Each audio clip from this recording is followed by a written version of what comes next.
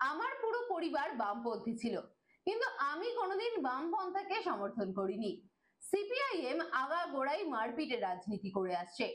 যাদবপুর বিশ্ববিদ্যালয়ের ছাত্রদের উপর আক্রমণ ও শিক্ষামন্ত্রীর প্রাপ্তবয়স্কের উপর আক্রমণের ঘটনায় এমনই বিস্ফোরক মন্তব্য ব্যারাকপুরের বিধায়ক রাজ চক্রবর্তীর।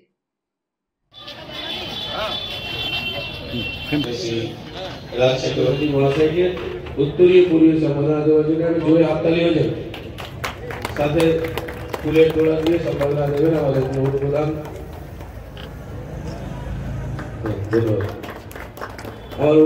সবসময় সব মানুষের জন্যই ভাবেন, সব থেকে বেশি যে যাদের জন্য ভাবে সেটা হচ্ছে ইউথ, তাদের জন্য আর কি। এবং বাচ্চা কোথায় রে? এই তো তোমার পাশেই দাঁড়িয়ে।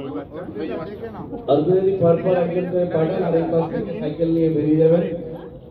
একবার জোরে জোরে হাততালি হয়ে যাক। আমাদের বিধায়ক সাহেব নিজের হাত দিয়ে সাইকেল দিচ্ছেন সবুজ সাথী।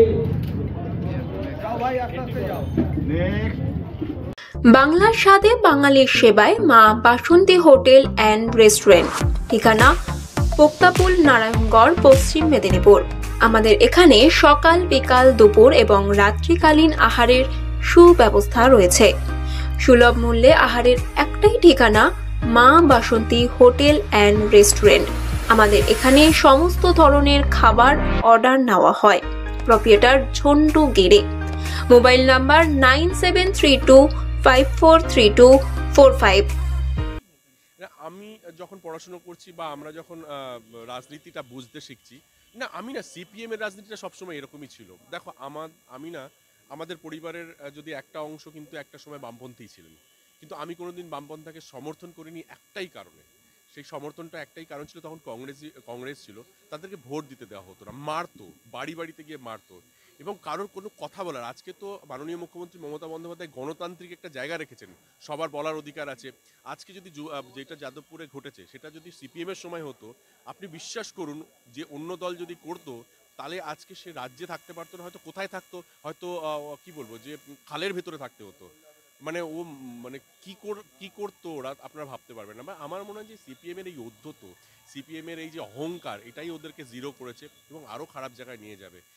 এরা আন্ডারস্ট্যান্ডিং বোঝে না, এরা ইমোশন নেই এদের মধ্যে, এরা শুধু ঔদ্ধত্য বোঝে। এবং যে ঘটনা যাদবপুর, এটা শুধু যাদবপুরকে কলঙ্কিত করেনি, ওদের দলকে কলঙ্কিত করেছে, রাজ্যকে কলঙ্কিত করে এবং সারাক্ষণ এটা করে যাচ্ছে এবং শুধু ওরা নিজেদের কথাটুকুনি বোঝে আর কারোর কথা বোঝেন না আর কি। এবং আমি তো মনে করি যে আমরা গর্বিত বোধ করি যে মাননীয় মুখ্যমন্ত্রী মমতা বন্দ্যোপাধ্যায় আমরা আমাদের যারা কর্মীরা আছে তারাও কিন্তু উগ্র হতে পারে, 2 মিনিট সময় লাগে, কিন্তু জানে যে আমাদের পার্টি সেটাকে সমর্থন করে না। আমাদের পার্টি কখনোই বলবে না যে যাও বিরোধীকে গিয়ে মেরে আসো। এত কিছু ঘটে গেল 2021 সালের ইলেকশনের পরে। আমি দেখলাম 2019-এর ইলেকশন যদি দেখো, যে জেতার পরে যা ঘটেছিল, এখানে এতগুলো দোকান জ্বালিয়ে দেওয়া, এতগুলো মানুষকে মারা, এতগুলো বাড়ি জ্বালিয়ে দেওয়া হয়েছিল, কিন্তু 2021-এর ইলেকশনের পরে তুমি বলতে পারবে না 2-1টা ঘটনা ছাড়া, যেটাকে আমরা নিন্দা করি, যেগুলো আমরা চাই না, সেই ঘটনা ছাড়া একটা কোনো ঘটনা ঘটেছে। সবাই মানুষ নিজের মতো করে থাকতে পেরেছে এবং নিজের মতো করে নিজের দলের বা আইডিওলজির কথা বলতে পেরেছে। সেটা কিন্তু সম্ভব হয়েছে মমতা বন্দ্যোপাধ্যায়ের জন্য।